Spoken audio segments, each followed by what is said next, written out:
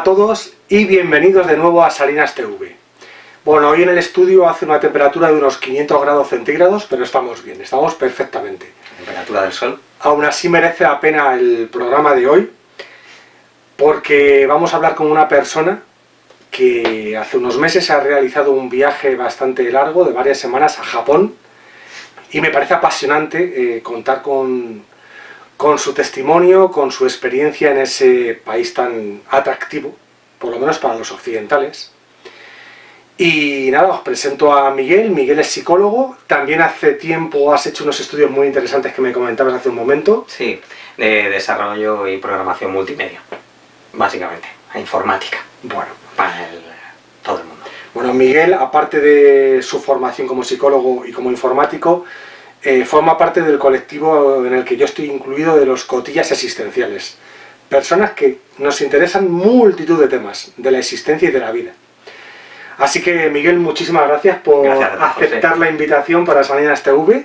Gracias a ti por esta entrevista. La verdad me ha pillado un poco ahí inexperto en todo esto, porque yo es verdad que nunca nadie me ha hecho una entrevista. Entonces estoy un poco ahí inquieto. Un poco inquieto. Siempre impone un poco al principio.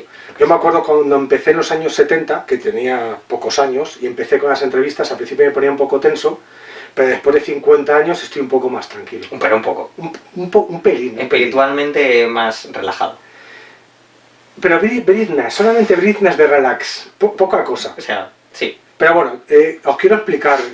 Hay gente que me ha preguntado, la botella de anís del mono. Bueno, es un talismán, ¿vale? Del canal. Básicamente es eso. Miguel, la primera pregunta que te querría formular, ¿desde cuándo tienes el interés o la atracción por Japón? Por Japón, muy buena pregunta, la verdad. Porque, digamos, por el país en concreto, por lo que es la cultura japonesa, historia japonesa y demás, digamos, desde los 17, 18 años más o menos. Pues sí, llevo como unos 13, 14 años ahí imbuido completamente, ¿no? en todo lo que tiene que ver con Japón, más o menos. Antes es verdad que tenía mis intereses más derivados de lo que es la cultura japonesa, pues cosas como el manga, el anime, así empezamos todos, yo creo que los interesados por Japón a nivel cultural. Y luego a partir de los 17, 18 años fue ya cuando empecé un poco a desarrollar este interés genérico por el país. Yo recuerdo en mi infancia que la serie Mazinger Z fue una serie de dibujos animados que a mí sí que me despertó el interés por Japón. O sea, que el cómic también tiene su función a la hora de que nos produzca ese interés. Luego apareció muchos años después Doraemon.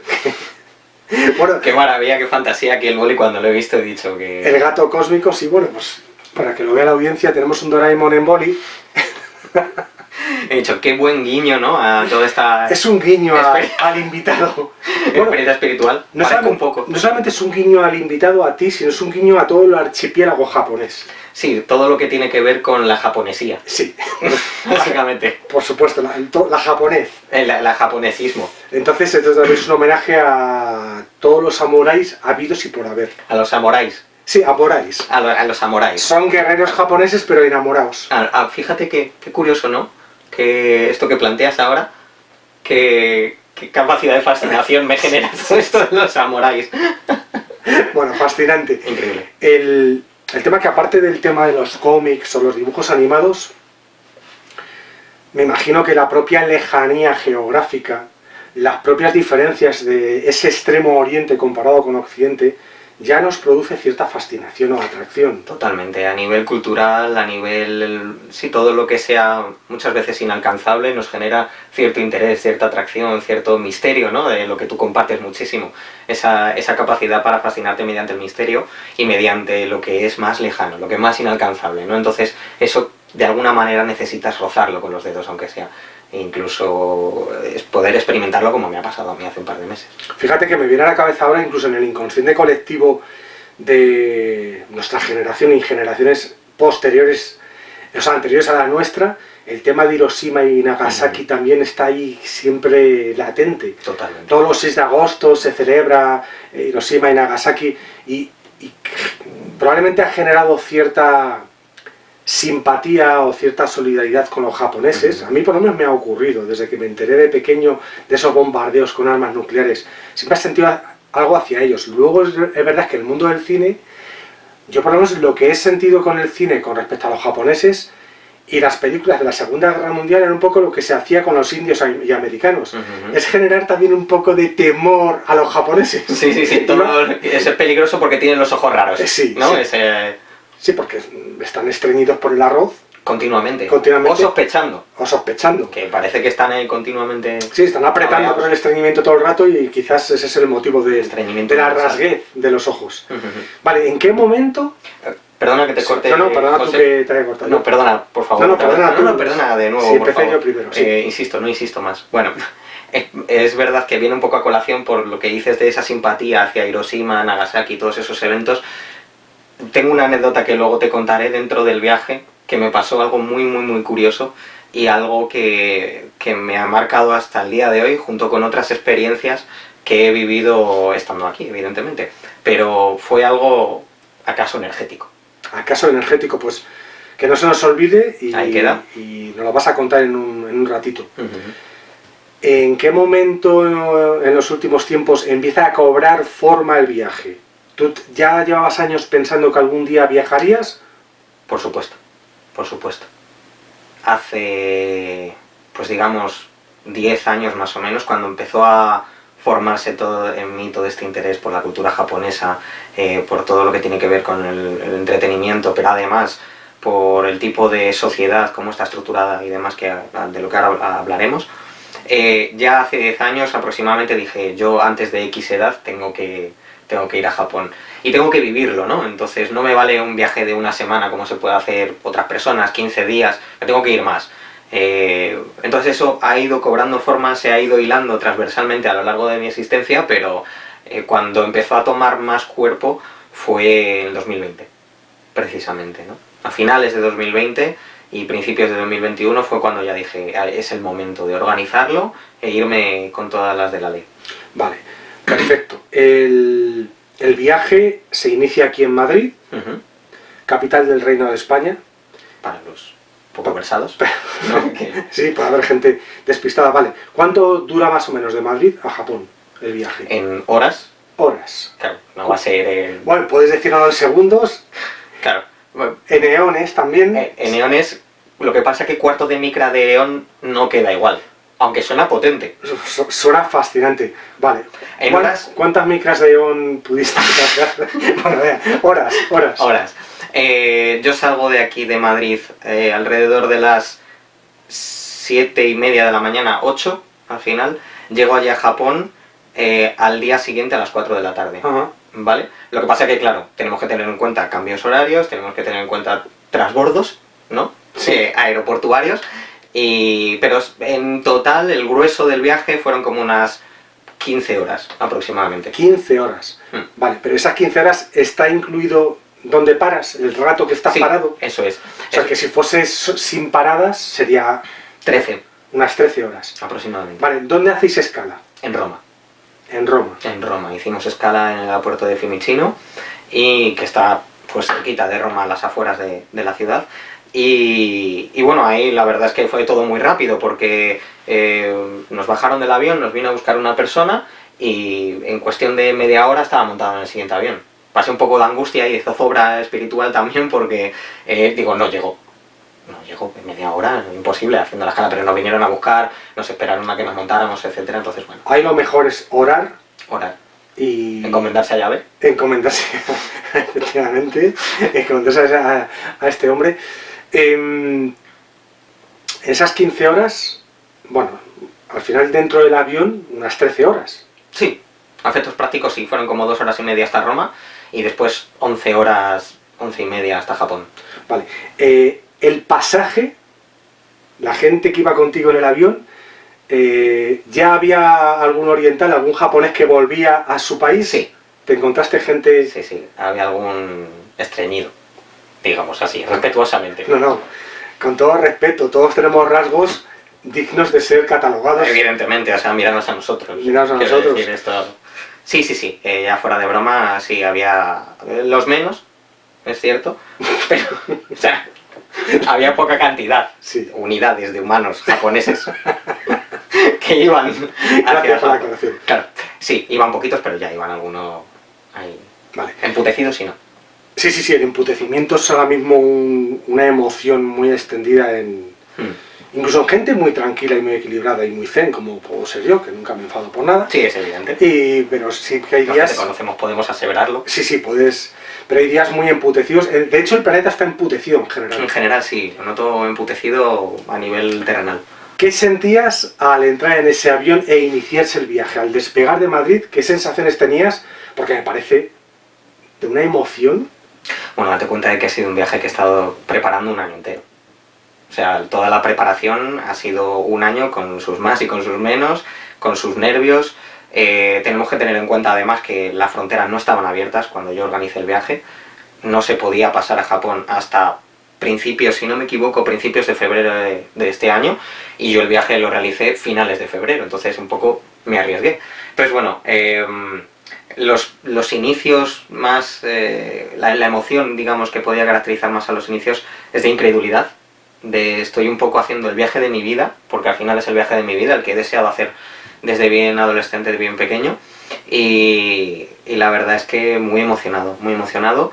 Además, compartí vuelo con una chica que conocí, compartí asiento, no, estábamos, ¿no?, al lado, con una chica que también se dedicaba a lo mismo que yo y demás, y estuvimos compartiendo impresiones y ella sentía lo mismo, como una especie de entusiasmo, pero que no te lo llegas a creer, porque claro, es algo que llevas preparando tantísimo tiempo que al final se queda corto todo lo que puedas sentir, ¿no? Y entonces, ahí estaba lo importante, sobre todo desde que nos montamos en Roma, porque hasta Roma, bueno, pues era un viaje, al final un tránsito, como otro cualquiera. Impone, hay una sensación de me impone el hecho de irme tan lejos y una cultura tan distinta y a ver cómo me voy a desenvolver allí, porque hay que decir que Miguel, bueno, ya lo has dicho ahora, ¿no?, pero que Miguel fue solo. Sí. No fue con un grupo de amigos, no fue con pareja, solo. Sí, sí, absolutamente solo y muy convencido de lo que estaba haciendo, pero también con cierto temor, evidentemente. O sea, te vas a enfrentar a un país que no tiene nada que ver con el tuyo, que lo sabrá todo el mundo que migra, ¿no? De alguna manera, pues ya sea por vacaciones o por tal, pero haciéndolo solo aún más, porque no tienes a nadie. O sea, yo iba con seguro, iba con las cosas ya cogidas desde aquí de Madrid y organizadas, pero yo iba absolutamente solo. Entonces, impone mucho, sobre todo la capacidad de comunicación que puedes establecer allí. No es lo mismo irte a Inglaterra si controlas inglés, a Alemania, Francia, Italia, Estados Unidos incluso, aunque esté muy lejos, que decir de Sudamérica, pero allí es tan diferente todo y la cultura es tan diferente que no sabía cómo me iba a poder adaptar. Yendo de turista, la experiencia ha sido maravillosa, evidentemente, no te puedo decir lo contrario, pero el miedo estaba. Bueno, me imagino, llegas a Tokio, ¿no? Llegas a Tokio, bueno, allí el inglés, ¿se habla inglés? ¿La ciudadanía conoce el inglés o no? Bueno, esta es una duda muy, muy frecuente que me ha preguntado todo el mundo que me ha preguntado por el viaje, me la ha preguntado, ¿no? Mi sensación es que no. Es que el inglés lo conocen las nuevas generaciones y para de contar. Incluso la gente que se dedica al turismo, quiero decir, yo he estado en hoteles en los que han tenido que traer a la persona que hablaba inglés. No todo el mundo que está en recepción era capaz de mantener una conversación en inglés. Si mi inglés ya es limitado, pues el suyo lo era muchas veces todavía más. Luego en las grandes cadenas de hoteles y todo esto sí que es verdad que que tenían un buen control del inglés. Pero no todo el mundo, no todo el mundo. De hecho, preguntabas por la calle algo y siempre con gestos, siempre intentándote dirigir desde esa manera, pero no hay, tampoco les interesa. O sea, quiero decir, no es algo de lo que estén especialmente interesados. Sí que es verdad que desde la progresiva occidentalización, unido a la globalización y demás, y desde la entrada en Estados Unidos de Estados Unidos en Japón, pues como que sí que se ha abierto esas puertas a ese idioma, pero date cuenta de que el 90%, estoy inventando un poco la cifra, pero aproximadamente debe ser 9 de cada 10 personas que hacen turismo en Japón es de interior, son gente japonesa. De hecho yo lo veía bastante pocos occidentales, a no ser que fuera en reductos muy concretos de Tokio, ¿no?, o Kioto. Vale, ¿llegaste a hablar con occidentales? Sí. Bueno, de hecho, mantuve conversación evidentemente con esta chica que me acompañaba, que iba al lado de mí en el asiento, y nos vimos otro día por allí, bueno, porque hicimos buenas migas y demás, pero ahí se quedó. Luego, cuando más hablé, cuando más tuve relación con más gente, pues había un australiano que conocí súper simpático en la primera semana en Japón, que estuve hablando con él 2 horas en la calle, hablando un poco de su vida, de la mía. Si hay algo que, hago una pausa aquí, si un inciso, si hay algo que me gusta caracterizar de este viaje es el autoconocimiento y el conocimiento externo, ¿no? Que he podido desarrollar de la gente que vive allí, de por lo menos hasta mi conciencia limitada, ¿no? De la gente que vive allí, la que se ha ido migrando y demás, y de mí mismo con respecto a eso. Entonces he establecido conexiones, no sé, conexiones muy humanas. Y sí, a través del inglés, el español en algunos casos y alguna cosilla que me llevo del japonés, ¿no? que se me ha facilitado también. Bueno, primeras sensaciones al llegar a Japón. Por cierto, nada más llegar a Tokio, ¿qué clima te encuentras? Maravilloso. Sí. Sí. Es verdad que yo cuando fui era a final del invierno, que es finales de febrero, entonces, bueno, yo iba absolutamente preparado para el frío. Y el frío me lo he encontrado en algunas ocasiones, pero lo que más ha imperado ha sido una temperatura de principios de primavera absolutamente gozosa. O sea, rondando los 20 grados en muchos casos. Entonces, muy bien. A mí, una conocida que tengo allí que es japonesa me comentaba que era uno de los inviernos más calurosos de los últimos años. Al final, sobre todo. Bueno, dentro de este gran archipiélago, porque de verdad Japón es grandísimo. Muy grande. Y de hecho, si juntas todas las tierras, es un país grandísimo, muy grande. ¿Qué recorrido has hecho geográficamente? ¿Te has centrado en una sola zona, aunque fuese grande? ¿Has dado saltos? ¿Has pasado a otras islas? ¿Cómo ha sido? Bueno, en realidad me he centrado en la isla principal, ¿vale? Que es la más conocida, pues la que forma, o sea, la que tiene las ciudades de Tokio, Kioto, Hiroshima, todas estas cosas, ¿no? No he subido a la isla del norte, a la zona de la ciudad de Sapporo ni nada por el estilo, porque eso es más dedicado, yo creo, o por lo menos lo tiene más conceptualizado a pues, cosas de invierno, tipo esquí y todas estas cosillas. Y tampoco he ido a la del sur, aunque me hubiera gustado mucho, que es una zona también muy tradicional. Y luego las pequeñas islas es que te podrías pasar recorriéndolas eones, ¿no? Y entonces me he dedicado a recorrer la isla principal. Yo llego a Tokio, después de ahí paso un par de días en Tokio, me voy a un pueblito de al lado que se llama Hakone, que es muy tradicional, famoso por las termas, famoso por los onsen, que se llama, que son hoteles al final que tienen termas, ¿no? Los ryokan con onsen. Y después desde ahí me voy a Osaka y después de ahí vuelvo a Tokio, otro par de días. Luego me muevo a Nagoya, a Kioto, a Hiroshima y vuelvo a Tokio. Miento, después de Hakone justo me voy a Takayama y Kanazawa, que son dos pueblitos pequeños que conectan mucho con lo tradicional, mucho con samurái, mucho con la cultura de la geisha, etcétera, que ya comentaremos, y que ha sido yo creo que lo que más he disfrutado del viaje antes de esa segunda llegada a Tokio. ¿Cómo viajas normalmente allí? Tren. La mayor parte tren. La mayor parte porque todo el país está conectado con tren. Todo. Es absolutamente fascinante.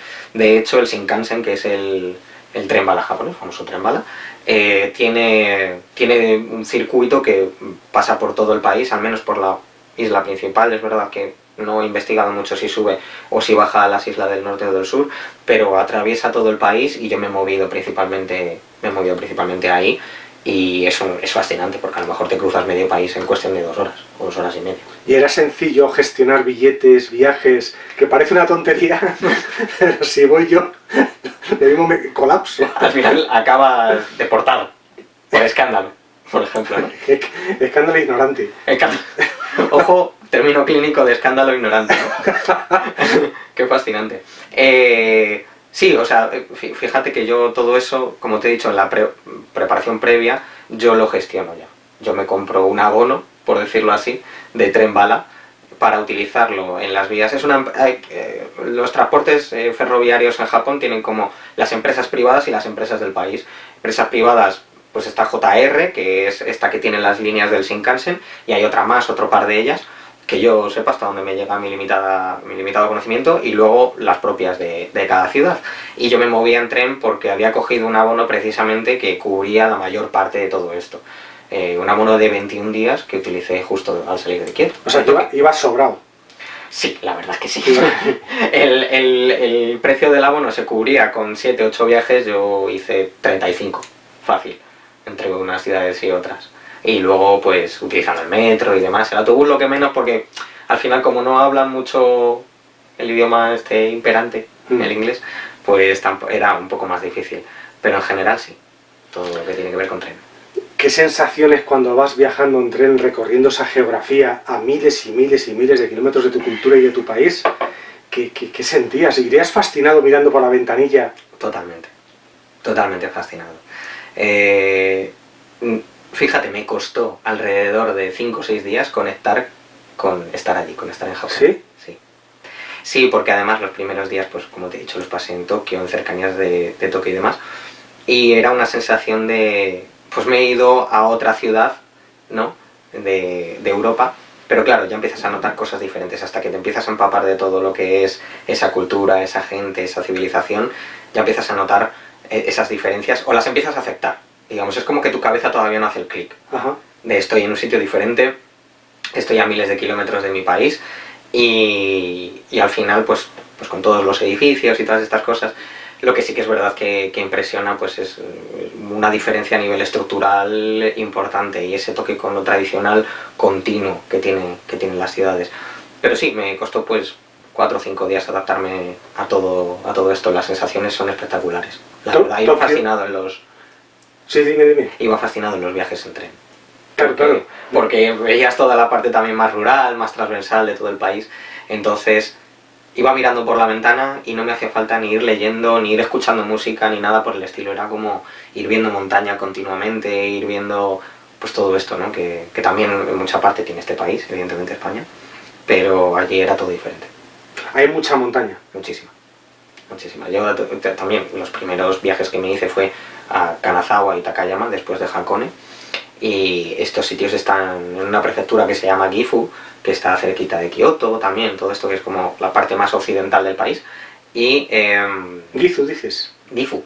¿Y quién era el hombre a cargo de Gifu? ¿Lo sabes? El hombre a cargo era un humita. Ajá. Había un humita a cargo sorprendente. En Gifu. Pero sí, nacionalizado nipón. Nacionalizado nipón, pero también con doble nacionalidad. Impresionante. Sí. Un mite japonés. Tenía ascendencia de comisarios políticos, por lo visto. Madre mía. Pero de rama samurái. Sí, samurái. Samurái. Pues vamos al tema urbano. Sí. ¿Qué te llama la atención de Tokio? De la capital, que es muy grande, por cierto. Bueno, es inabarcable, inconmensurable, indescriptible. Sí. O sea, tiene una cantidad de personas ingente.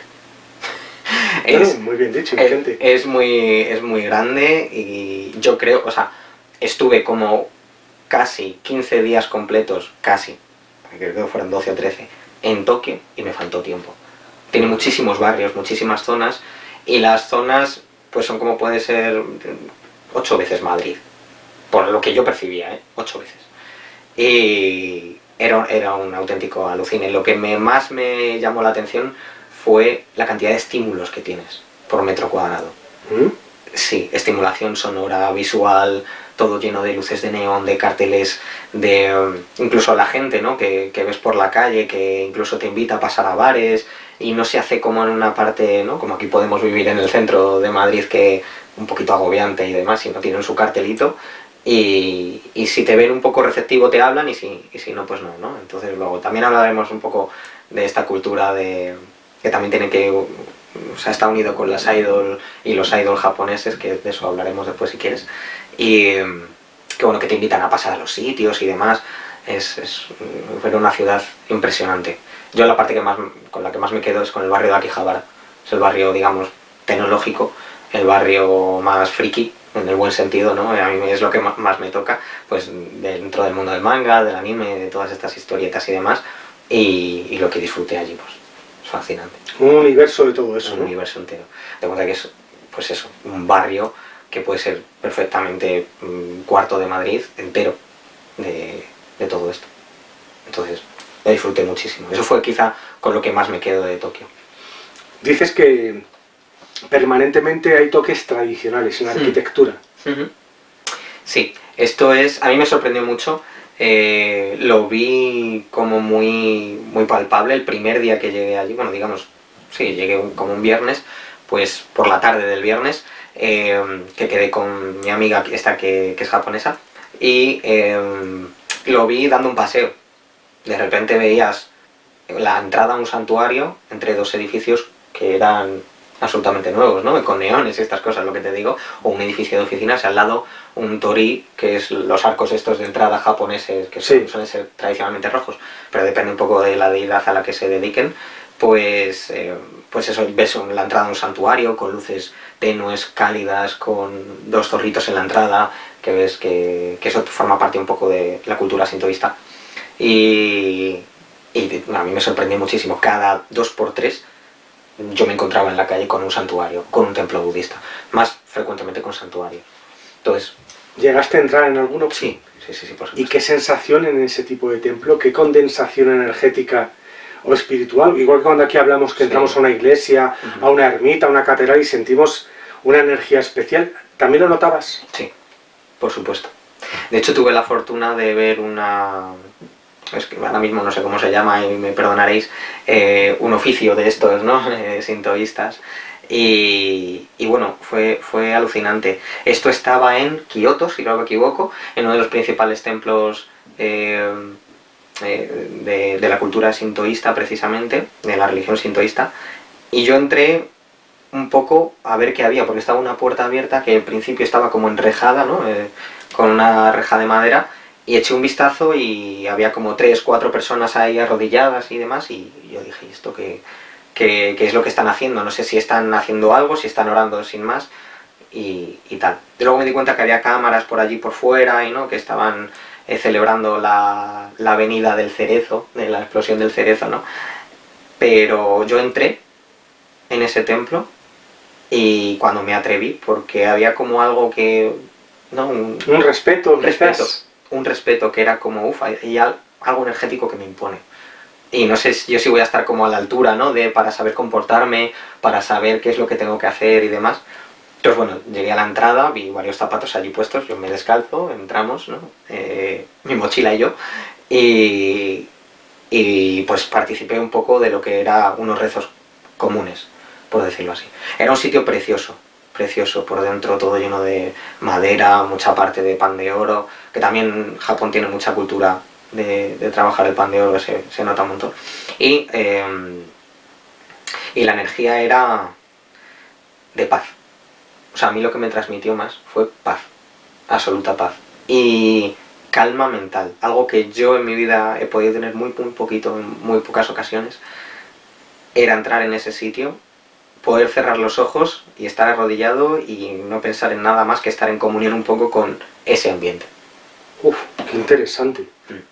La verdad es que a mí me marcó mucho. Esa fue una de las experiencias que tuve, ¿no? Que yo dije, yo no soy una persona religiosa, como tal, como se puede. Soy espiritual, me considero espiritual, pero no soy una persona atada a ninguna religión. Pero allí es verdad que el cómo se hacía, con el cuidado que se hacían las cosas, las oraciones tan bajitas que se inventaban y demás, era toda una sensación tal que me sentía en paz.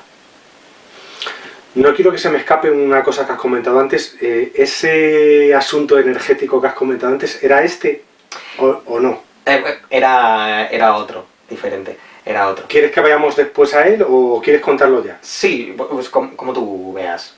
Bueno, pues vamos, te voy a hacer algunas preguntas un poco más, digamos, superficiales, vale. Y vamos a esa anécdota y luego seguimos.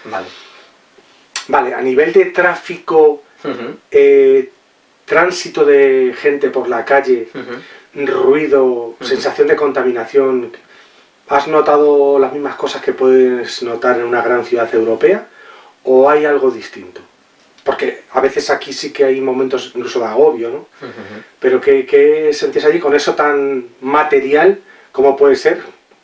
El claxon, coches a toda velocidad, pasos de peatones, etcétera, etcétera. No se nota igual. No se percibe igual. No se percibe. Yo al menos no lo percibía igual. Quizá también tenía que ver con que estaba de vacaciones, ¿no? Que es muy diferente. Pero yo sobre todo lo que más destaco de todo ese trasiego de gente que dices tú, tanto en coche como en a pie. Incluso en gorrocóptero. Había gente, ¿no? En gorrocóptero y pasaban por tu lado y te decían, yo más que es un poco buenos días. Pero a lo mejor levitando a una altura 1 metro por Sí, encima pero de ti. tumbados. Llevan el gorrocóptero, algunos lo llevan en la cabeza. O sea, que puedes ir tumbado pero también. pueden ir tumbados. Sí, dependiendo de dónde venga la energía del gorrocóptero. Y allá que iban. Iban a su trabajo, normales, ¿no? Entonces, bueno, sí que noté la diferencia de el respeto. El respeto. El respeto por el prójimo. Sí. Háblanos de esto, que es muy importante. Esto es muy, muy, muy importante y ha sido lo que me ha hecho... Japón también tiene sus verduras, ¿no? Como se suele decir, su parte negativa, pero lo que más me ha fascinado es el respeto por el otro. Es la capacidad de no querer molestar a la otra persona. Algo que aquí en Occidente parece que lo llevamos a gala, el fastidiar al prójimo, ¿no? El estar siempre molestando. Entonces, se sentía, mucho trasiego de gente, había muchos coches, yo no escuché un solo pito, un solo claxon en todo el viaje. Habrá zonas en las que sí, habrá gente que lo habrá vivido, yo no lo vi, no es verdad. Y la gente iba como muy a su bola, sabían por el trozo de calle que tenían que ir, ¿no? Simplemente por las vías trazadas y demás, y no te chocabas con nadie, no... Si te chocabas con alguien, incluso un ejercicio muy exagerado de disculpas. Muy exagerado. ¿Sí? Una genuflexión, un sumimasen, ¿no? Que es, lo siento. Y a mí me fascinó eso. Y es verdad que luego, haciendo pues un tour por allí, por la ciudad, me uní a un grupo que había allí de free tour, y preguntándoselo, diciéndolo el guía, él decía que claro, que su máxima es no molestar al prójimo, entonces eso lo llevan a los extremos. A extremos incluso de, pues, fastidiarte tú con algo en concreto por no molestar al prójimo. Pero eso se veía como algo muy positivo. Entonces, pues, no chocarte por la calle, o si te chocas pedir muchas disculpas, ¿no? O fumar, por ejemplo, por la calle, no se puede, está prohibido. Está prohibido. Está prohibido. De hecho, hay pegatinas en el suelo que te van indicando, no, aquí no se puede fumar, tal. Tienen como peceras habilitadas en diferentes puntos de la ciudad, la salida de las estaciones y todo esto, para que puedas fumar ahí, pero en general en la ciudad no. Y bufarse tampoco. Bufarse es hasta respetuoso, porque tus antepasados están orgullosos de lo que has comido, entonces se expresan mediante el bufo. ¡Qué maravilla! Mira, vi una entrevista de Jordi Wild a un chico que había estado viviendo tiempo en Japón. Luego hay otra entrevista que le hace a ese mismo chico y otro hombre también que incluso está casado con una japonesa. Y dentro de las peculiaridades que contaban, porque este chico contaba que no es lo mismo estar un mes de turista que ya vivir allí. Cuando vives allí es cuando empiezas a impregnarte de cosas tan ajenas a nuestra cultura, en cuanto, por ejemplo, a las relaciones humanas, bueno, eso pues el contacto físico. Y entonces contaba una cosa muy curiosa que me recuerda a lo que tú estás contando, y es, por no molestar, por no meterte en la libertad del otro, muchas veces entablan conversaciones basadas en las indirectas. Sí. No se dicen cosas abiertamente o claramente transparentes como aquí podemos entender, sino que él decía que hasta que aprendió a entender que te tienes que expresar por indirectas. Sí. No sea que molestes al otro. Y ellos sí que conocen el lenguaje de las indirectas, saben perfectamente, pero a ti te cuesta al principio. Sí, cuesta un montón. Yo es verdad que no lo pude poner en práctica porque yo iba como muy a mi bola, como te digo, y mi intención no era tratar de vincular con la gente de allí. Vincular a nivel superficial, sí, estar un rato, sí, compartir una historia, pero tampoco hay más tiempo para establecer esos vínculos. Exacto, pero sí, a mí todo el mundo que ha estado allí más tiempo, incluso gente de allí, mi amiga que es japonesa también, siempre me dice y me han dicho que para establecer vínculos los japoneses son muy cerrados. Son muy cerrados, para establecer el vínculo y para mantenerlo. No tanto para un contacto superficial, los occidentales les fascinamos. De alguna manera, sí. Yo he visto a gente haciéndole fotos a occidentales simplemente por llevar un pelo, pues un hombre, ¿no? Como muy largo, o tener una tez bastante oscura, o con unos ojos muy claros, etcétera, ¿no? Y quedársete mirando así, o por tener barba. A mí me pasaba, ¿no? ¿Notabas las miradas? Sí. De curiosidad. Sí, pero te tenías que fijar. No eran invasivas. En absoluto, para nada. O sea, es como, sabes que te están mirando porque sabes que lo van a hacer. Si no, te enteras. Pues son tan respetuosos y practican tanto la paz social, por decirlo así, que no... ¿Y transmiten estrés? No, no transmiten, pero creo que lo sienten muchísimo. Creo que lo sienten en exceso. Estas personas también hablaban mucho de la presión que hay social. Pues, por ejemplo, está muy demarcado, muy delimitado el rol del hombre y el rol de la mujer. Totalmente. Y romper roles o normas eternas es muy, muy complicado. Sí, sí, sí, totalmente. Pero, bueno, el nivel de suicidios creo que es importante, ¿no? Sí, es muy alto. En Japón. Es muy alto. Porque además hay cosas que en cuanto sienten que han decepcionado a la sociedad, les hunde. O a sus ancestros, fuera de coña. O a sus ancestros. Esto es algo que parece que no, pero sí, sí, sí, a sus ancestros, a sus padres, lo honrarás a tu padre y a tu madre, lo llevan como al máximo. Y no les gusta romper ese tipo de tradiciones, evidentemente. Los roles, como tú dices, están muy establecidos. Y yo lo que he notado es que, no sé si evidentemente, por pereza, por no querer, por no tal, lo que he notado es que están a gusto con sus roles. Eso es lo que se me ha transmitido a mí. Pero a lo mejor también es esa parte de fachada que yo como turista he recibido por no haberme podido integrar completamente. Ellos hablaban de normas, por ejemplo, normas sexuales en el seno de la pareja, como normas muy claramente demarcadas, pero que luego todo el mundo hace la vista gorda y que hay otro tipo de transgresiones. Por ejemplo, hablaba de que, por ejemplo, pues vienen a Europa, vienen de viaje y a veces se desatan. Sí, puede ser. Contaban, pero bueno, en el mundo hay dos tipos de hombres. Los hombres temerosos de Dios, como tú y yo. Sí, por supuesto. Y los hombres... Huelga decirlo. No, huelga decirlo. Y los hombres temerosos de sus ancestros. Bueno, es otra fantasía. Entonces, yo, por ejemplo, podemos tener cierto temor a ancestros nuestros de Atapuerca, de Altamira, y a lo mejor estamos en esta entrevista y estamos diciendo, oye, a ver si no les va a gustar a gente de cientos de miles de años, neandertales o... Vamos a transgredir su honor. O acaso ofenderles. Claro. Y luego somos hombres temerosos de Dios. Sí, sí. Como pastores protestantes en la conquista del oeste. Eso es. ¿Te refieres a ello quizás? A ello quizá. Y un poco como manifestadores de esa ferviente fe temerosa. Ajá. ¿Sabes? ¿Sabes lo que te quiero decir? Sí, lo entiendo perfectamente. Claro. El caso es que es muy interesante esto de lo que sentías con el estrés, con lo que sentías con las miradas, con ese respeto, la limpieza, la famosa limpieza de las calles. Esto es real. Esto es real, espectacular y llevado al milímetro. Al milímetro. Es cierto que hay partes un poco más sucias dentro de la ciudad, pues en las zonas donde se acumulan pues en los parkings de bicis, en las zonas de fumadores. Es que recuerdo a la salida de la estación de Tokio, se llama así, tal cual, estación de Tokio como la principal.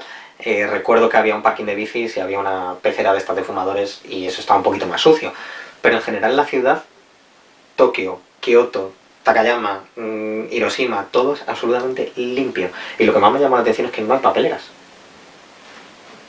No existen las papeleras. O sea, ellos, si tienen que tirar algo, se lo guardan y lo tiran en casa. ¿Es difícil ver a alguien, algún japonés, comiendo y bebiendo en la calle públicamente?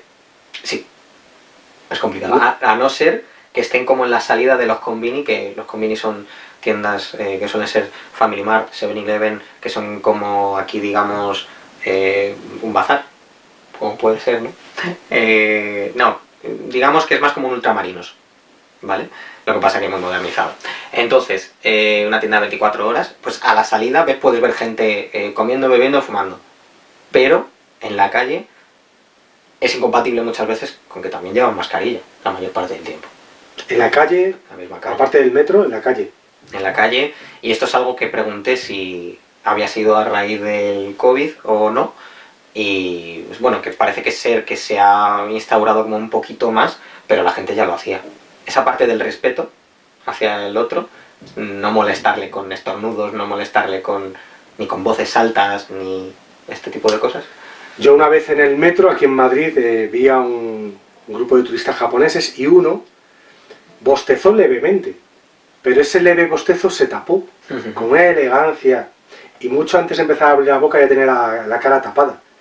Tú, claro, aquí en España vas en el metro y ves las fauces de la gente, les ves todos los empastes, todas las carencias dentales. Ves seguramente la segunda o tercera papilla, sí. La alcanzas a vislumbrar. Sí, yo he visto chakras en bostezos. ¿Has visto chakras? He llegado a ver chakras. Pero hasta el más bajo.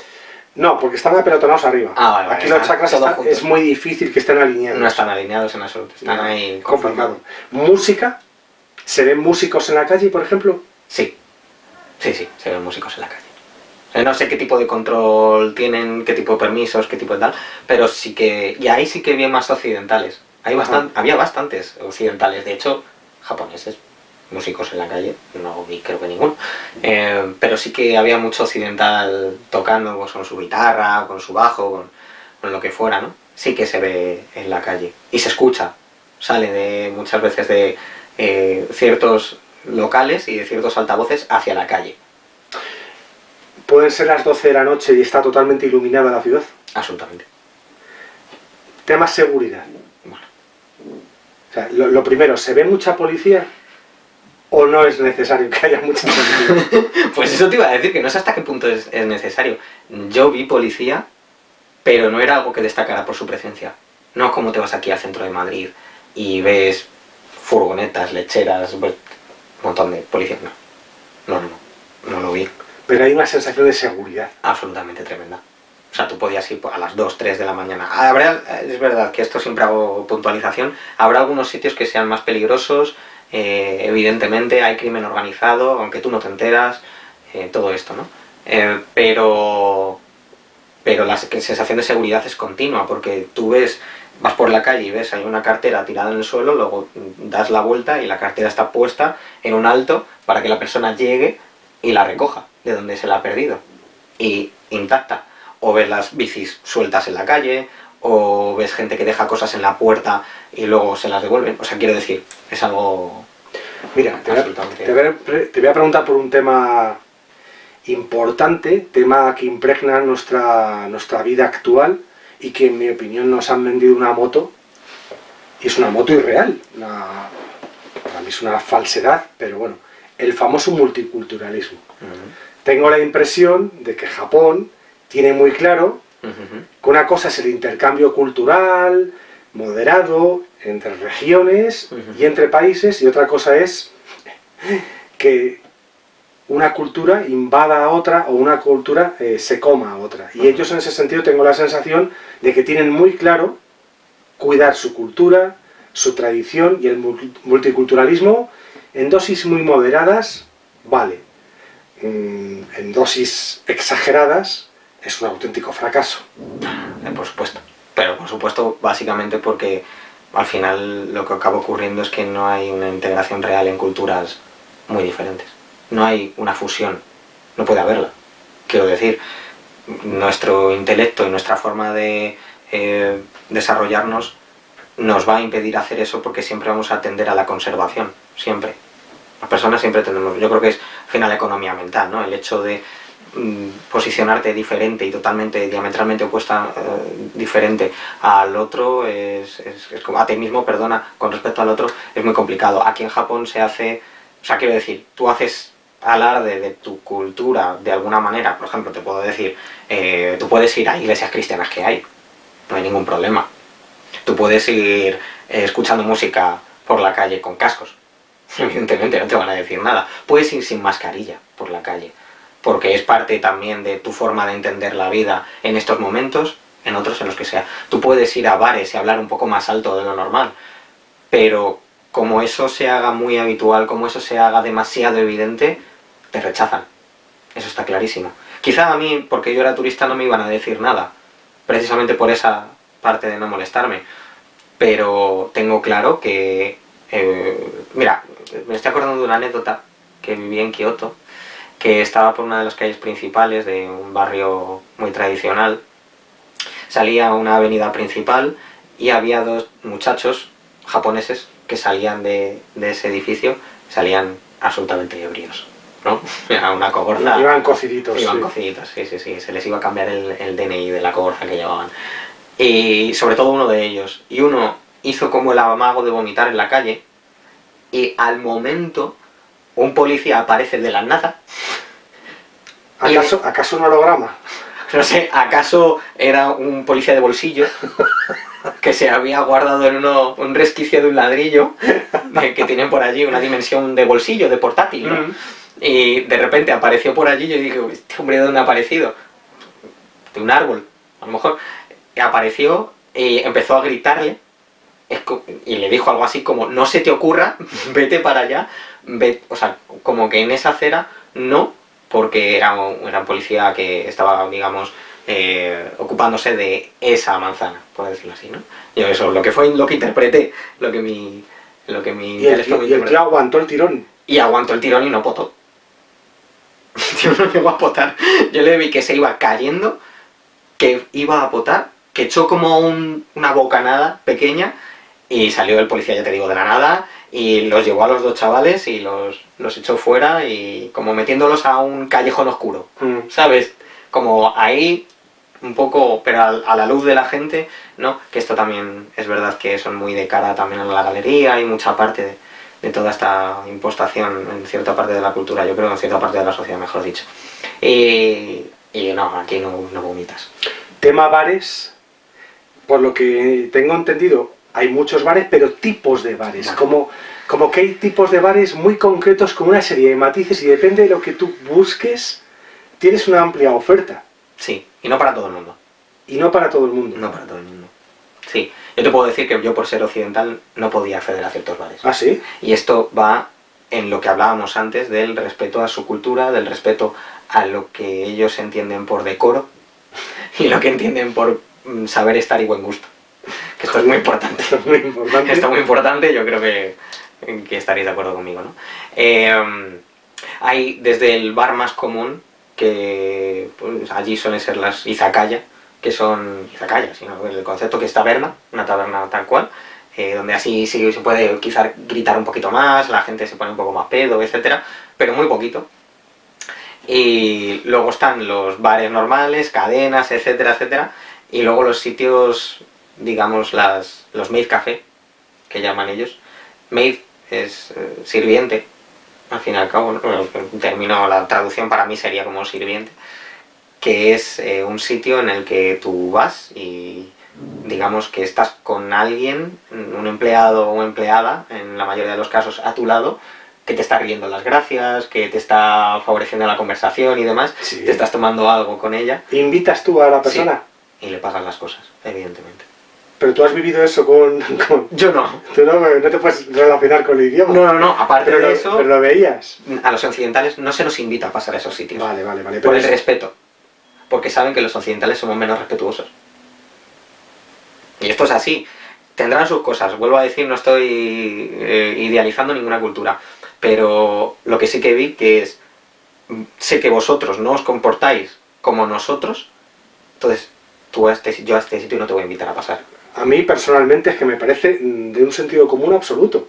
Es decir, yo tengo mis normas, mis tradiciones, mi cultura, mi energía, mi forma de ser, y yo te respeto y te ayudo y soy hospitalario. Sí, son muy hospitalarios, ¿eh? Pero no te metas en mi tradición, no te metas en mi cultura, respeta lo que hay aquí.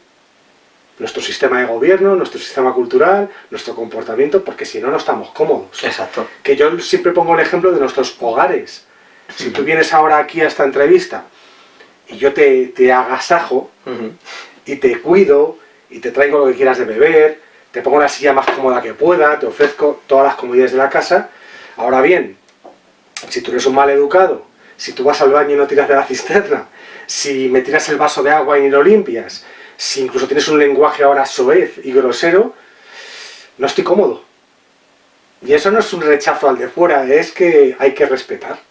Yo cuando voy a una casa ajena, me adapto a esa casa. De hecho, siempre lo cuento. Yo todavía de adulto no soy capaz de abrir el frigorífico de un hogar, pero ya no de amigos o conocidos, incluso de mis propios familiares. Cuando voy a la casa de un familiar, si no me dan permiso o me dicen ves tú y cógelo, me da vergüenza abrir un frigorífico. Por ese decoro del que hablamos. Por ese decoro, ese saber estar incluso medieval. Sí, o sea, esa temeridad sobre Dios, ¿no? Y sobre su ira.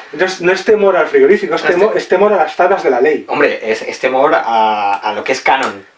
Correcto, porque de alguna forma ese frigorífico es como Moisés. Eso es.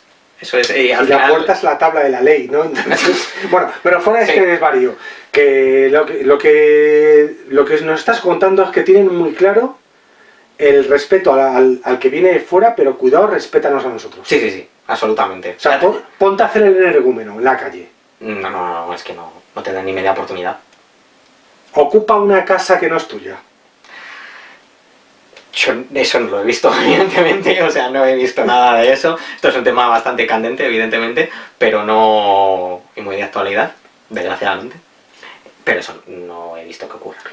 Japoneses y japonesas, japonesis, japonesus y japonesas. ¿Japonasas? Japoneses, Sí. japonesas, Sí. japonesis, japonesus y japenosus. Japenosus también, muy importante los japenosus, porque son gente que da pena. Bueno, la pregunta es muy profunda. ¿Son preciosos? Son absolutamente preciosos. Son maravillosos, son ánimas bellas. Ánimas simpáticas. Son... Bueno, hay simpatía en el tú a tú. Sí. Sí y no. ¿Qué te llegaba en la relación con ellos? Pues, ¿O hay diferencia entre el ámbito urbano y rural? También. Hay bastante diferencia. Cuéntanos. Procedo. Mientras que contestas a cámara, voy a coger el móvil para saber qué hora tenemos. Perfecto. Maravilloso. Bueno, sí que hay una diferencia cualitativa en cuanto al tipo de trato en lo rural, en cuanto al... Ya he visto que tenías que hacer gala un poco de... Un boli de Doraemon es un lujo. Hombre, por supuesto, en cualquier cultura. Había diferencia de trato. En las ciudades yo me he encontrado con gente más abierta a nivel de interacción puntual. De hecho, recuerdo un día que estaba a las afueras de... O sea, estaba en Tokio y estaba en las afueras de una tienda, ¿no? En un recinto, y estaba en una máquina expendedora de estas tan famosas que tienen ellos. Y... perdón, que me rasque tanto, es que tengo un poquito de alergia, no sé. Sí, aparte que hay 500 grados de temperatura y puede estar afectando. Igual a la capacidad respiratoria, ¿no?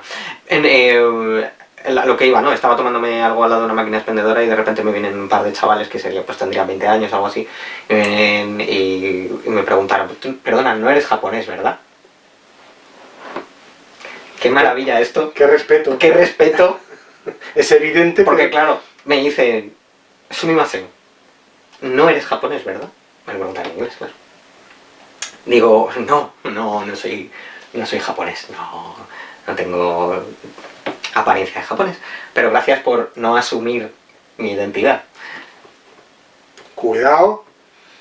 Porque a lo mejor yo sí que lo soy. Cuidado, porque si tú te sientes japonés y te dicen tú no eres japonés, te entra la ofensa. No, yo no puedo aceptar eso. Yo ahora mismo, por ejemplo, perdonar este inciso, en esta entrevista me siento una amapola. Y ¡qué bello! Y pido respeto para lo que yo siento. Y pido incluso una ley específica para las personas que en un rato, a lo largo de un año, se siente una amapola. ¿Tú cómo te sientes ahora en este momento? ¿Qué sientes que eres? Pues yo no te podría hablar. ¿Por? Si eres una amapola no me hablarías. Hagamos un ejercicio, una genuflexión intelectual. Vale. Me sentiría acaso turbado. Ajá. Sentiría una suerte de almizcle emocional. Pero si yo me siento una amapola, ¿tú te sientes algo específico? Un almizcle. Ah, vale. Me puedo sentir un almizcle, ¿no? Y acompasar ese aroma floral. Pues sobre todo para que te sientas a gusto. Vale. Me cuesta reconocerte en ello, pero no quiero ofenderte. Almizcle. Gracias, amapola. Bueno, hecho este inciso, disculpad, pero te sentías como... Bueno, estos chicos sí. Te preguntan eso y cómo va la conversación. Pues la verdad es que muy graciosa, porque el muchacho, los dos iban de traje, no tendrían más de 20 años, apostaría que tenían menos. Espero que sigan vivos, pero tenían porque ya no estoy allí, claro. Claro, pero no podemos saber si siguen vivos. Exacto, es al final como el japonés de Redding. Estás dando por hecho que están vivos y el muerto puede sentirse ofendido. Claro. Dando por hecho que está vivo cuando puede estar muerto. A la vez está vivo y muerto. Sí, claro.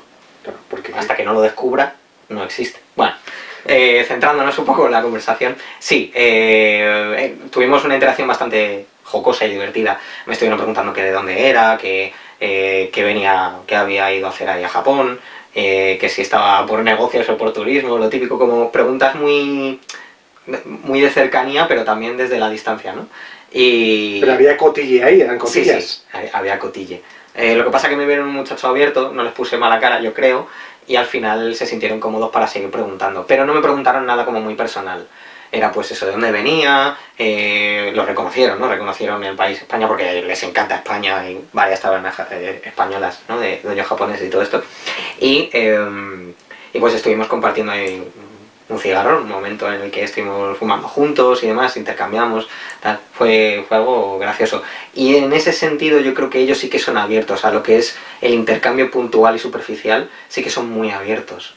Si tú incluso conoces a una chica o un chico en un bar, puedes hablar con ellos, incluso tienen algo muy respetuoso. Recuerdo una anécdota estando en una taberna de un amigo de un familiar que vive en Nagoya, y estando allí, una pareja de japoneses le preguntaron al dueño, que es conocido mío, que si se podían sentar conmigo, a hablar conmigo y demás. Y ahí estuvimos teniendo un intercambio bastante guay y demás. Al principio pues eso, como muy respetuoso todo, y después ya pues un poco más jocoso. Pero sí, en general está esa diferenciación de la ciudad que puede ser un poco más abierta a los pueblos que son un poquito más distantes. También yo creo las distancias físicas, como son distancias físicas más grandes, las que hay entre una persona y otra, al final la burbuja personal acaba afectando un montón a la burbuja interaccional. Entonces en la ciudad eran un poquito más cercanos, un poquito más abiertos también a ver occidentales. ¿Cómo son las aldeas o pueblos? Estéticamente, ¿qué te parecieron?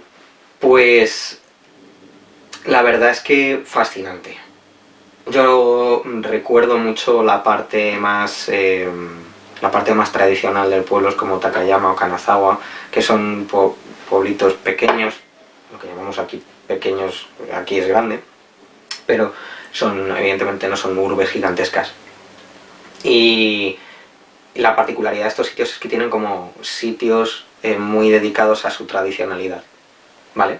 Tienen barrios enteros conservados, tanto en Kioto lo he visto, como en Takayama, como en Kanazawa. Hiroshima, por ejemplo, no, porque no quedaba mucho de aquello, evidentemente.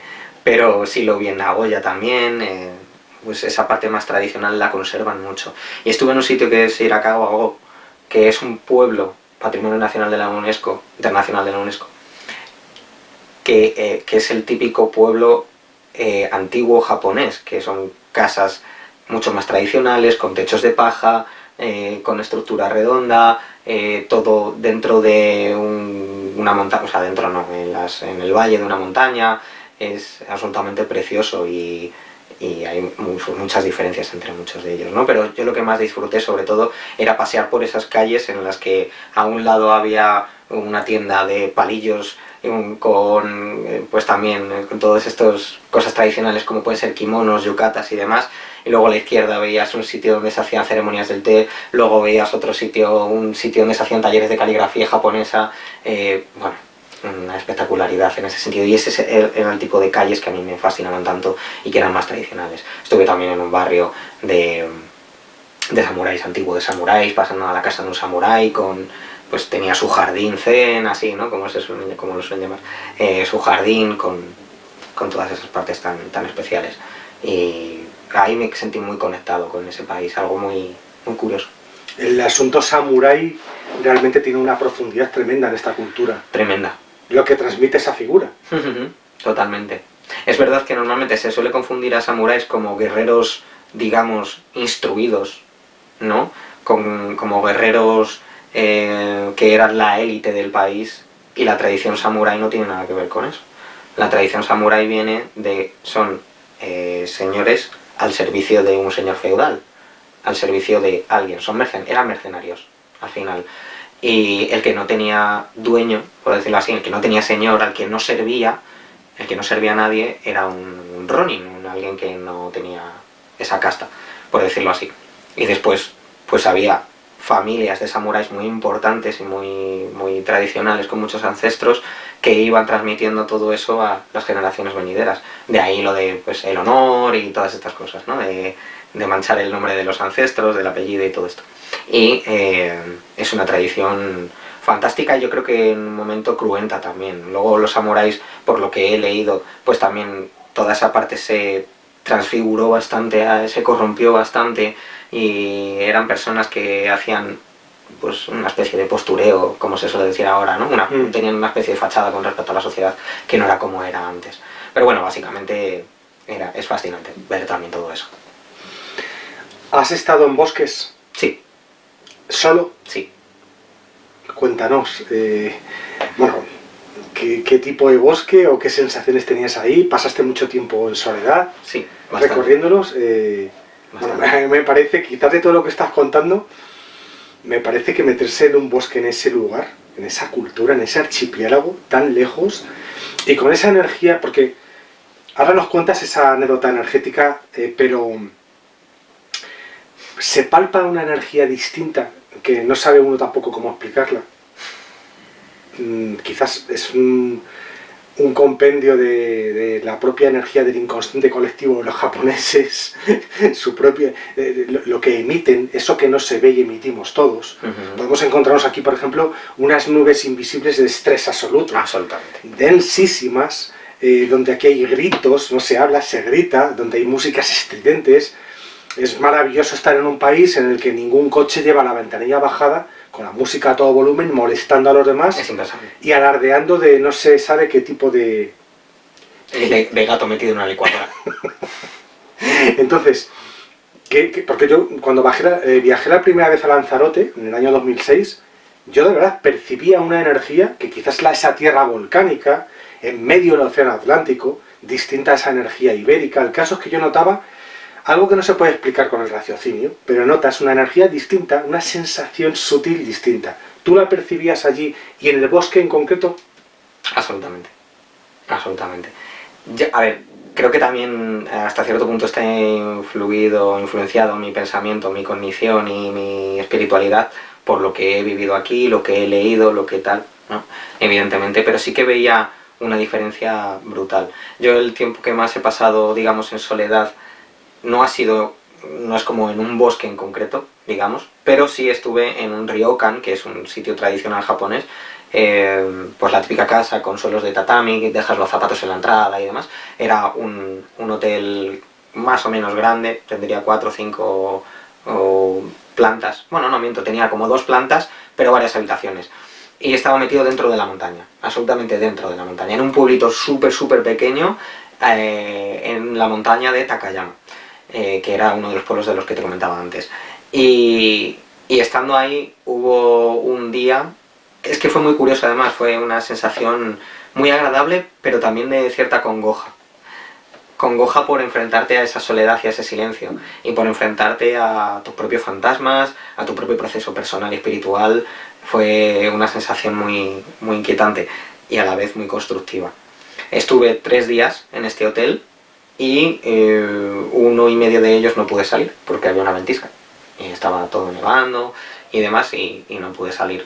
Y entonces intenté estar en comunión con el sitio y notaba que mi propia tendencia chocaba con la energía de allí. Era como un choque energético en el que o te amoldas a esa energía o es como diferentes frecuencias de onda que una va como, ¿sabes? Y al final acaban chocando y no te dejas llevar. Entonces, bueno, yo llevaba un diario y escribía cosas al final del día, de cómo me había ido el día, los pensamientos que había tenido.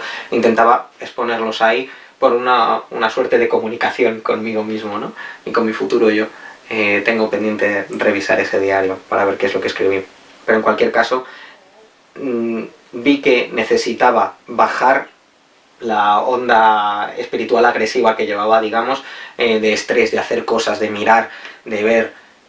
Cuando más estaba sintiendo que necesitaba actividad, porque si no me comía la tranquilidad, fue cuando se me presentó esa oportunidad de bajar la vibración espiritual y de bajar esa actividad.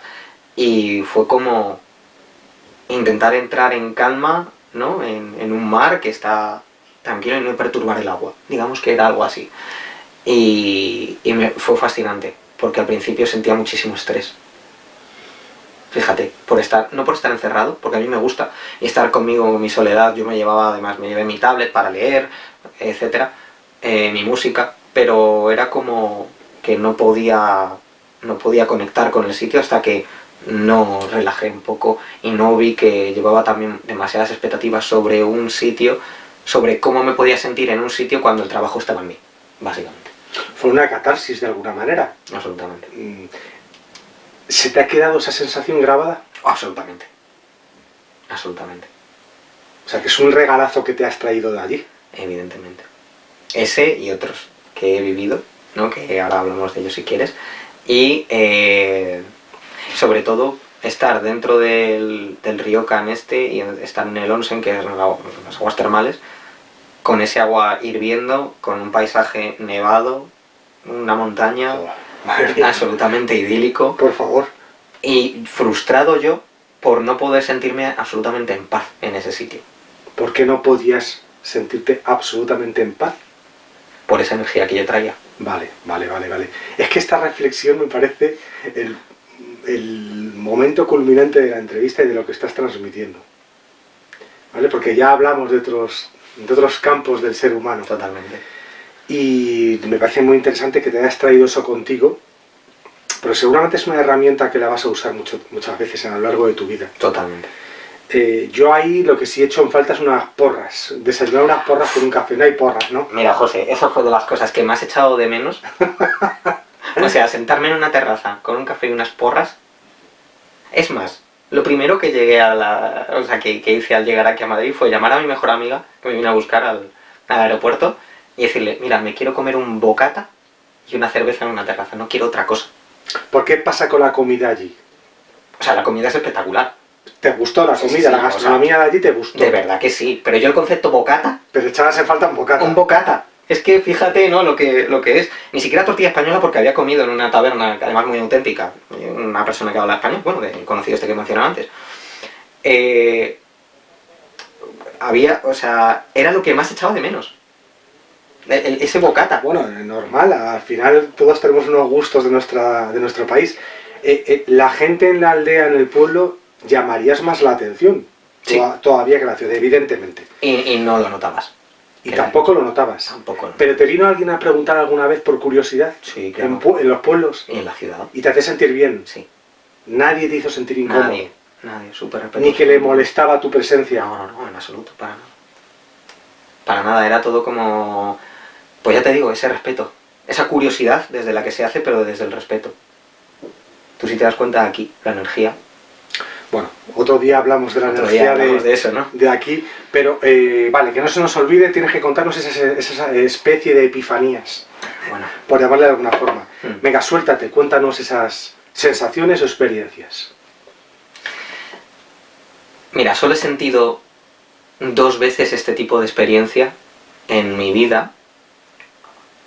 Me cuesta un poco hablar de ello, ¿eh? Porque fue como muy... ¿Quieres que hagamos un receso? No. Estoy bien, gracias. Muy considerado por tu parte. Pero no, me cuesta porque me cuesta ponerle palabras. Me cuesta. La primera vez que sentí este tipo de sensación fue hace muchísimos años cuando falleció mi querido abuelito materno. La segunda vez que lo sentí fue con... Cuenta, puedes. ¿Puedo? Puedes, tienes permiso. Vale, gracias. Bueno, tu abuelo, ¿cómo se llamaba tu abuelo? Por cierto, Manolo. Manolo. Sí. Vale, la primera vez con Manolo, ¿hace cuántos años más o menos esta sensación? Tendría yo 11 años aproximadamente. Vale, puedo hacer unos 18, 19 años. Fácil. Que fallece tu abuelo Manolo. No, él falleció antes, él falleció un par de años antes. Vale. Sí, falleció en 2002, perdón. Yo tendría 11 años precisamente, pues esto me pasó al año siguiente, como a los 12 o algo así. Cuando estoy un poco más consciente. Una sensación con tu abuelo. Sí. Que ya se había ido de este plano físico. Eso es. Vale. La siguiente sensación parecida, más o menos, fue... te pasa en el año pasado, 2022. Eso es, a principios. Cuando fallece Esther. Fallece Esther. Eso es. Una persona muy importante. Por supuestísimo. Muy importante para... Tú no la conociste muy a fondo, no. Pero bueno, yo sí. De hecho, en persona la vi una vez. La he visto una vez.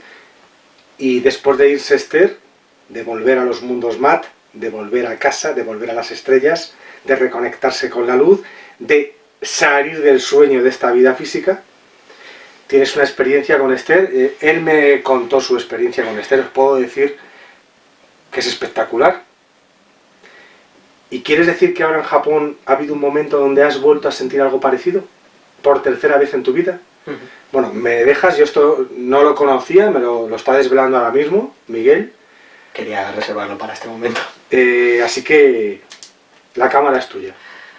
Bueno, yo las primeras, digamos, 2 semanas estoy trasiego entre ciudades, ¿no? Pueblos, viendo monumentos, viendo bosques, sintiéndome apegado a esa energía, ya habiendo rebajado esa energía agresiva espiritual que había traído de Occidente, ¿no? De España, y, y me intenté separar un poco de toda esa parte más material, ¿vale? De decir, me estaba dando cuenta de que no necesitaba cosas materiales, me estaba dando cuenta de que no necesitaba, incluso de que todas esas aficiones que tenía yo, que las materializaba en forma de cómics, de libros, de que todo eso alimenta mucho, evidentemente, ¿no? El intelecto, pero que me estaba dando cuenta que podía dejarlo atrás y podía vivir perfectamente así como estaba viviendo en ese momento, con una tablet donde leyera, con mi teléfono para guiarme un poco y poco más. Entonces estaba muy conectado energéticamente. Entonces, ¿qué ocurrió? Llegó el momento de visitar Hiroshima, ¿vale? Y a Hiroshima yo llego, además fui antes, llegué a Hiroshima pues creo que fue miércoles por la tarde, y fui directamente al hotel, ¿vale? Y después pues di una vueltecita por allí. Al día siguiente me levanté pronto y fui a una isla, que es la isla de Itsukushima, que se va en ferry desde el sur de Hiroshima, y me pasé toda la mañana allí. Es uno de los santuarios más famosos y es una de las estampas más famosas de todo Japón, porque es un torii de estos de los que te he hablado, rojos, enormes, en medio del agua. Cuando sube la marea, no es que se anegue, pero queda como en la lejanía, y cuando baja te puedes acercar, ¿vale? Continúa. Sí. Entonces, tuve esta experiencia de pues estar ahí un poco más conectado con el santuario, un poco más conectado con la espiritualidad y demás. Recordemos que estaba yo solo. De hecho, encontré una serie de grupito de ciervos que estaban por ahí libres en la isla de Tsukushima. Simpáticos cervatillos. Simpáticos cervatillos, entes abrumados, cero de lo humano. Pero sí, estuve allí conectando con esa parte. Y luego me fui como a mediodía a lo que es Hiroshima. Vale, ¿qué ocurrió? Pues que yo llego y empiezo a notar cosas. A notar, digamos, empiezo a notar como esa paz que te he dicho antes, pero me empiezo a emocionar sin saber por qué. Ajá. ¿Vale? Yo entré como a la parte donde está el monumento a las víctimas de Hiroshima. Hay varios monumentos que lo rodean, que unos pues a los voluntarios que actuaron para salvar a niños y a niñas. Hay un monumento a las madres con sus hijos que fallecieron en Hiroshima. Hay un monumento a una escuela de, no sé, creo que eran de periodistas, y luego había otra profesión así importante, que estuvieron ayudando en todas esas labores de rescate de personas. Y en esos monumentos yo la verdad es que lo que sentía era unas oleadas de energía, unas oleadas de... O sea, es que me está pasando ahora mismo, ¿no? Y recuerdo cómo me venía una oleada desde la espalda, desde abajo hasta arriba, que me ponía el vello de punta hasta la nuca. Y era absolutamente fascinante, y era como me estaba intentando imbuir de toda esa espiritualidad, porque no sabía por qué era.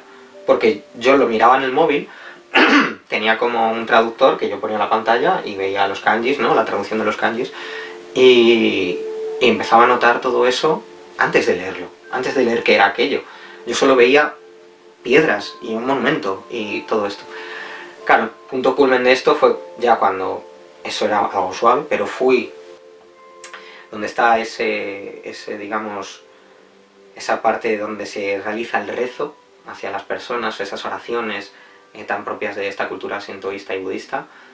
Y yo estoy en la cola y de la nada empiezo a llorar. De la nada. No sé por qué.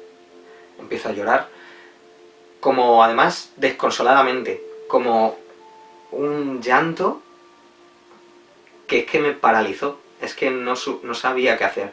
Recuerdo que había una chica justo delante de mí. Yo hice un par de fotos o tres. Me gusta hacer fotos un poco con los monumentos, con gente que está realizando lo que en ese monumento se requiera.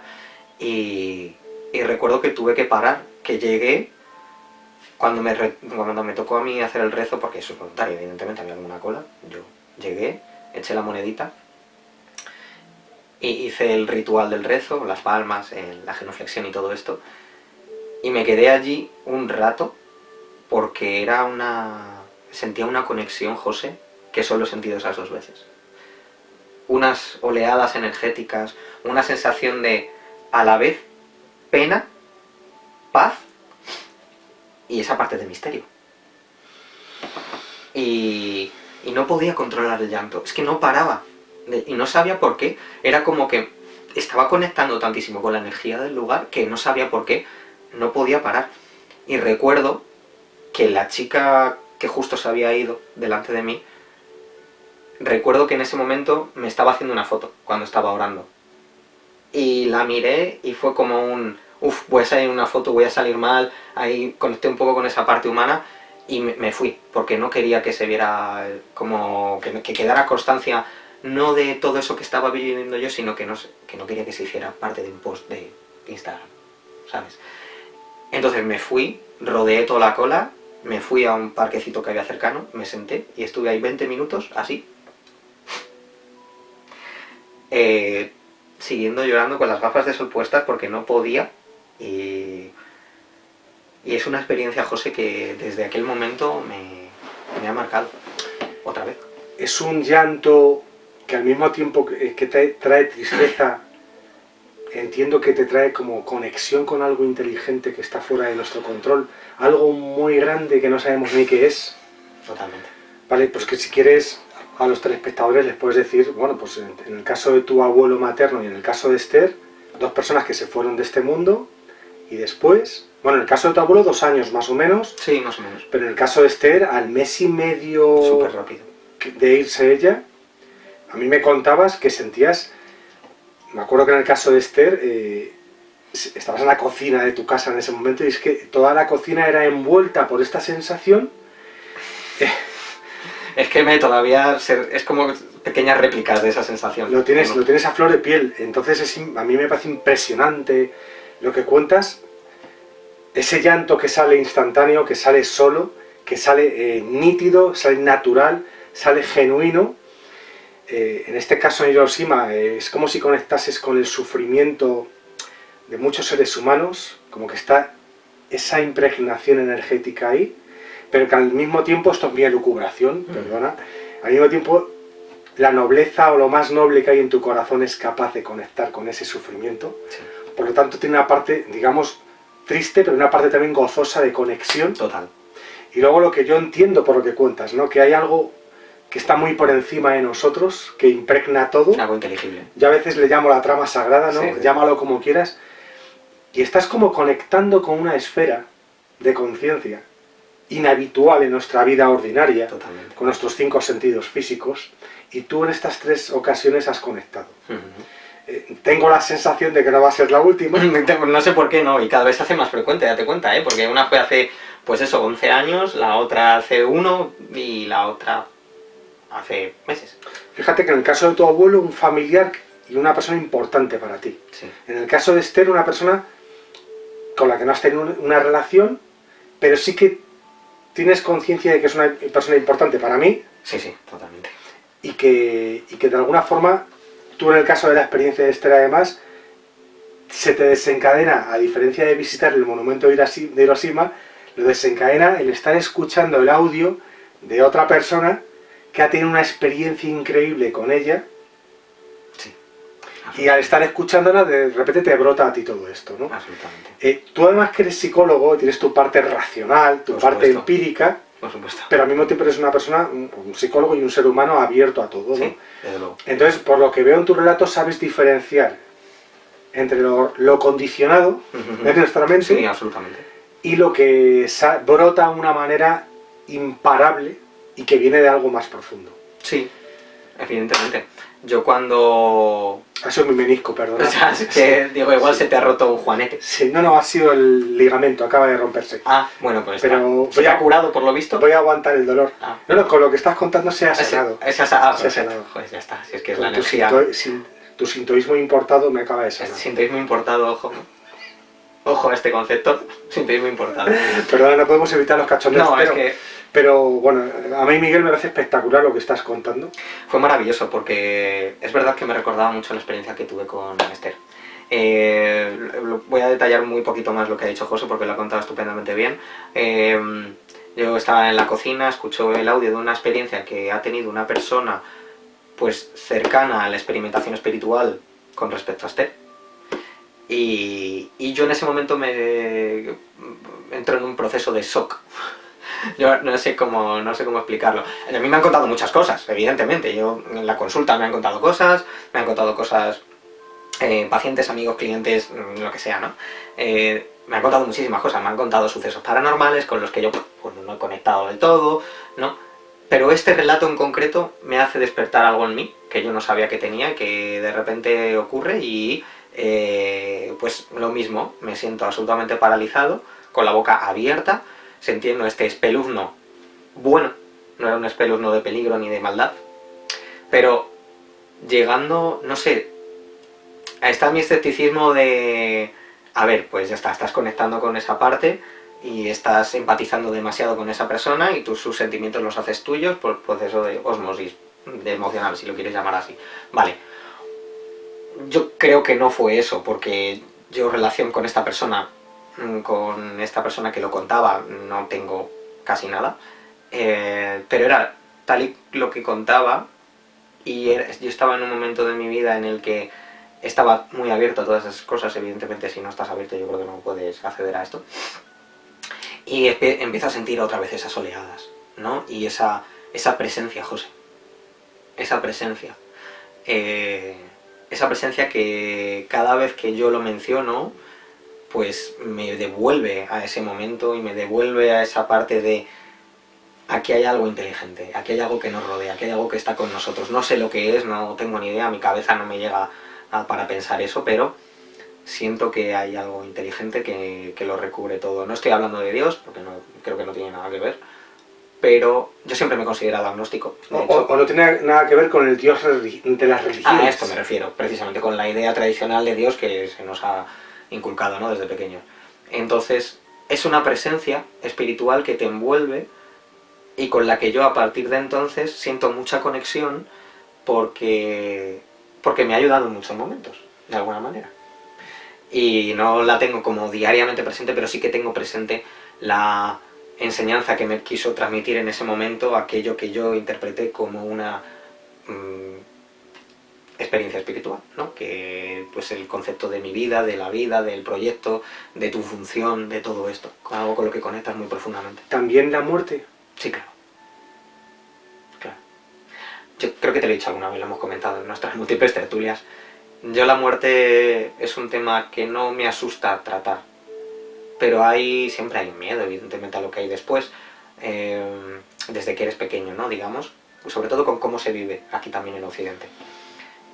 Pero en ese momento es como la conceptualización fehaciente de que es verdad que no tenía miedo a la muerte y no la voy a tener porque es evidente que hay la energía esa que queda que está presente, ¿no?, en todos. Luego está mi parte racional que dice, bueno, si no tenías miedo antes de nacer porque no eras consciente, igual que no eras consciente antes de nacer, humanamente no vas a ser consciente después de morir, ¿no?, por estas partes, ¿no?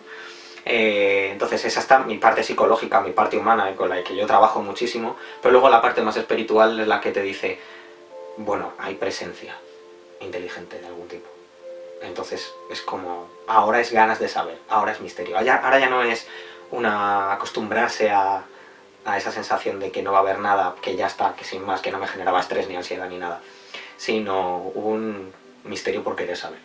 Claro, porque la parte racional está bien, tiene su función importante, la parte mental, pero también tienes tu parte intuitiva. Sí, sí. Y una parte profunda que no conocemos de nosotros. Lo que me llama mucho la atención es el nexo, lo que une Manolo, Esther, Momento y Hiroshima. Pero hay un nexo que los une a los tres, que totalmente. Es esta sensación profunda de presencia y de, digamos, algo inteligente que lo impregna todo. Yo he visto a Miguel, todo su cuerpo, la piel de gallina, porque esas sensaciones que ha ido acumulando las tiene a flor de piel. lo llegué a ver en un coche mientras conducías. ¿Y te acojonaste? Claro, pues yo dije, cuidado que se nos va el coche, pero sí que fui testigo de cómo tocar el tema, en este caso de la experiencia con Esther, venía solo. No es algo provocado No. en una milésima de segundo porque la mente la provoca, no, viene solo de forma natural. Es conectar con esa parte, con ese recuerdo, y ya no solo con el recuerdo, sino con el concepto.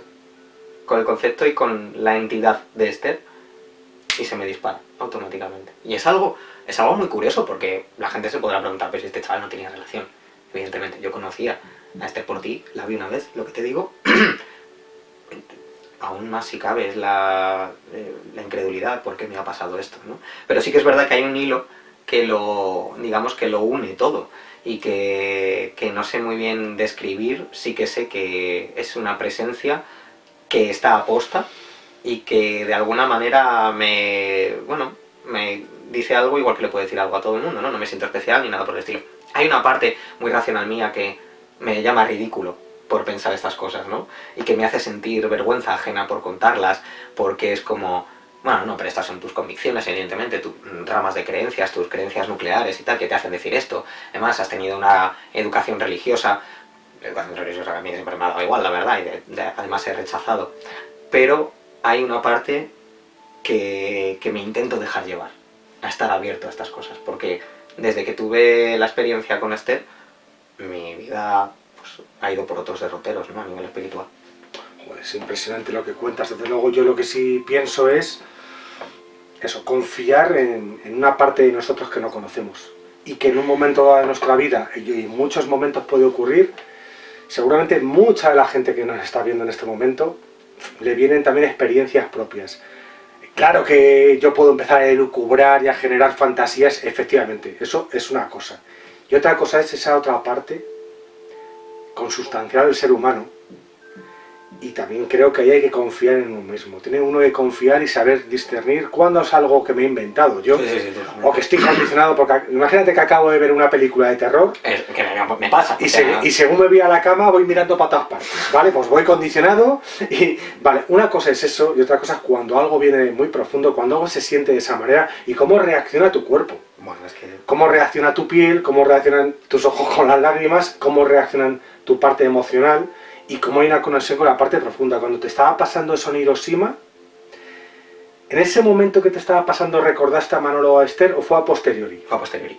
En ese momento estabas centrado en lo de Hiroshima. Absolutamente. No me llegaba nada de lo de ¿Duró? ¿Minutos? Duró mucho. Duró mucho. Duró mucho. Duró mucho porque yo estaba, ya te digo, en la cola esperando a hacer el rezo, que yo rezaba a mi modo, o sea, yo no sé una oración concreta, pero sí que sé cuál es el ritual, y estaba esperando en la cola y ya me empezó a venir lo que antes había sido una descarga pequeña, pero me empezó a venir y empecé pues a todo eso que os he contado antes. Y desde ahí hasta que yo me recompongo y empiezo a andar otra vez, fácilmente paso media hora, 40 minutos, muy fácil. Continuamente esa sensación, ¿no? Esa sensación de conectar con el sufrimiento, conectar con algo que estaba allí vivo y conectar con luego mis otras experiencias. Yo luego lo uno, evidentemente, yo luego digo, bueno, yo estoy abierto a sentir estas cosas o yo estoy abierto a experimentar esto, y tanto lógica como espiritualmente mi cabeza me dice que hay un sentido del por qué he vivido yo eso. Pero yo hasta ese momento no, yo hasta hago un análisis posterior, claro. Bueno, pues lo primero, agradecerte este alarde de sinceridad y de expresar para tanta gente algo tan personal, tan íntimo, pero que a mí me parece muy enriquecedor, muy bonito de compartir y de escuchar. A mí me está encantando escucharlo. Para mí ha sido una sorpresa lo de la parte de Hiroshima, conocía lo otro. Sí, lo sé. Y bueno, Miguel, pues ya para finalizar, porque sé que podemos estar mucho más tiempo, sí, totalmente. Mucho más detalles del viaje a Japón, que bueno, podemos tratar en otros momentos. Claro. Seguramente con Miguel habrá otras experiencias, otros trabajos que se publiquen, si no es en Salinas TV, en Geopolítica Cuántica. Ya sabéis que yo soy el hombre a cargo de los dos canales. Como debe ser. Como debe ser, hombre a cargo, comandante en jefe, director general, CEO y líder supremo. Y digamos que chamán espiritual también. Puedes añadirlo. Vale. Y Miguel, ¿volverás a Japón? Volveré, sin duda ninguna. Y yo creo que antes de 3 años. Vale. ¿Me llevas? Yo te llevo encantado de la vida, de verdad, porque de verdad que lo que sentí es que merece la pena que sientas. A mí es un archipiélago, una cultura, un lugar que me atrae muchísimo.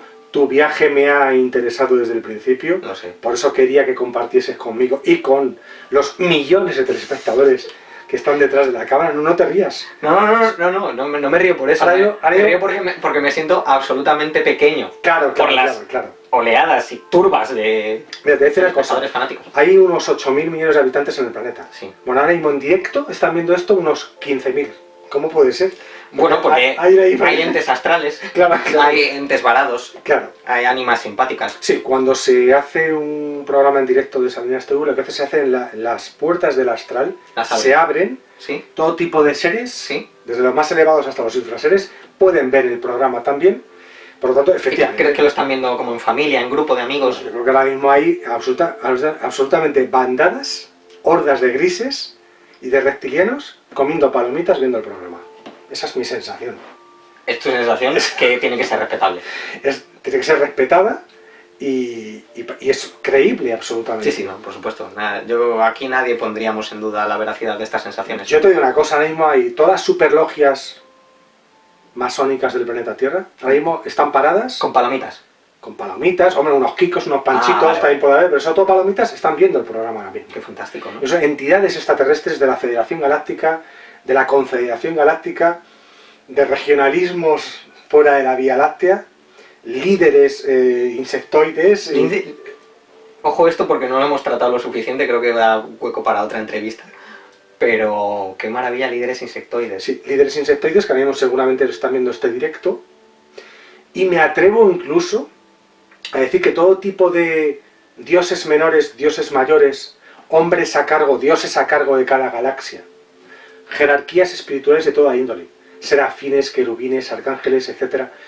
Es más, diría que todo el multiverso creado y el increado. O sea, el multiverso increado está viendo ahora este programa, Miguel. Y el creado a posteriori, entiendo, ¿no? Porque el concepto tiempo ya sabemos que es algo transversal, etc. Voluble. Voluble. Es un concepto Exacto. voluble. Entonces, los hombres a cargo de todo el multiverso. Sí. Incluso el Big Bang, que habría que hablar del Big Bang, o sea, la más ínfima partícula que comparada con un quark es un gigante. ¿Vale? Digamos esa esfera jíbara que reduce Que ha reducido todo. que ha reducido todo para que luego estalle. Están viendo el directo. Qué maravilla, porque esto me hace tener mucha menos ansiedad en cuanto a enfrentarme a una cámara, porque ya sé que ya no puede haber secretos. Claro, pero yo todo esto te lo he contado al final de la entrevista. Si te lo cuento antes, colapsas. No, yo causo baja. Causas bajas. Causo baja, se me cierra la sesión. No, claro. Entonces estoy pidiendo tierra en un Tú minuto, dos. picas billete al minuto de la entrevista, has picado billete Yo parto a los mundos mal. para los mundos superiores, efectivamente. Miguel, muchísimas gracias por compartir con nosotros toda tu experiencia del viaje a Japón, estas últimas experiencias más profundas. Ha sido un placer, de verdad, un honor para Salinas TV, por supuesto geopolítica cuántica para mí. Y nada, muchísimas gracias y volveremos a vernos. Claro que sí. Yo te tengo que agradecer la oportunidad de que me hayas hecho esta entrevista. Creo que es un honor para ti que yo esté aquí. Sí, es un honor. Efectivamente, ¿no? Sí, pero, o sea, quien gana es el canal, no tú. Evidentemente, o sea, yo es una riqueza que tú aportas. Exacto, no quiero pecar de humilde. Pero... bueno, digamos que estoy muy agradecido de verdad por darme esta oportunidad de contar las cosas y de contar una parte muy íntima de mí que no habría sido capaz si no me llevas tan bien por la entrevista. Bueno, yo solo te pido por favor que en el próximo viaje a Japón me traigas un gorrocóptero. Estoy harto del tren de cercanías y quiero ir a Madrid y a los sitios en gorrocóptero. Claro, pero tienen que haber esas vías espirituales aéreas. Vale, pues entonces no me lo traigas. Bueno, No me te lo lo traigo de traigas. recuerdo si quiero, pero funcional no. Quizás dentro de un neón, quizás la energía... Otro sea- cuarto de micra. Exactamente. Miguel, muchísimas gracias y a todos vosotros que estéis lo mejor posible y nos vemos en el próximo programa de Salinas TV. Hasta siempre. ña. Ña.